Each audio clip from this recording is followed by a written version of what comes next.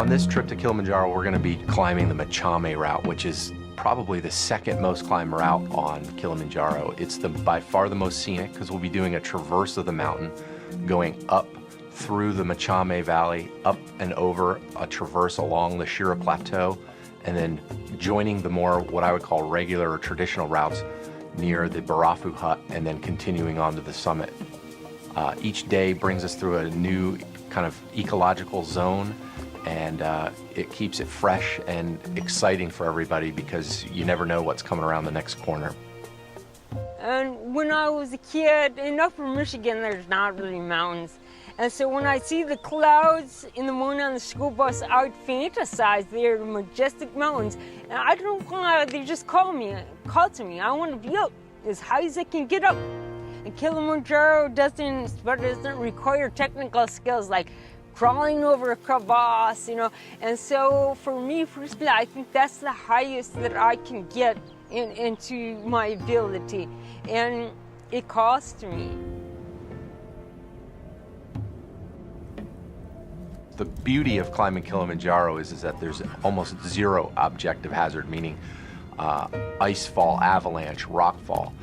With that said, though, this is not a walk in the park. There is altitude, there is physical exertion, and in Rebecca's case, this is going to be incredibly challenging for her because of her ataxia associated with her NF2. She literally has a lack of coordination when it comes to climbing in or hiking in low light or darkness, and a big chunk of what we're going to be doing on summit day is in the dark.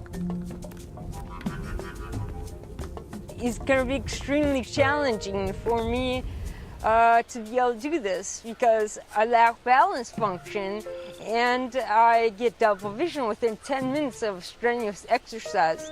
So to be able to accomplish this is making a big statement to the world and bringing awareness of what I have. One of the key considerations or issues that we're going to be watching and managing throughout the trip is everybody's ability to adjust to altitude. Whether you're 100% healthy or not, everybody's body adjusts to altitude differently. And just because you've been at altitude before doesn't necessarily mean you're immune or you don't get affected by altitude sickness. Ultimately, you're adjusting to the lack of atmospheric pressure up high in the mountains. And one of the effects of that is swelling. Your peripherals, your brain will swell, and Rebecca's doctors are concerned about her brain because we all know there's only so much space in your skull for your brain to live. Rebecca has the added challenge of having a spindle of tumors in there that normally shouldn't be there.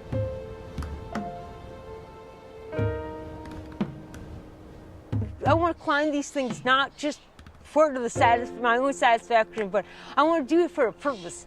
And that's my mission in life, to have a purpose. And this is fulfilling my purpose. I'm doing it because I believe I can, and I believe I'm the person to do it for this cause and for us.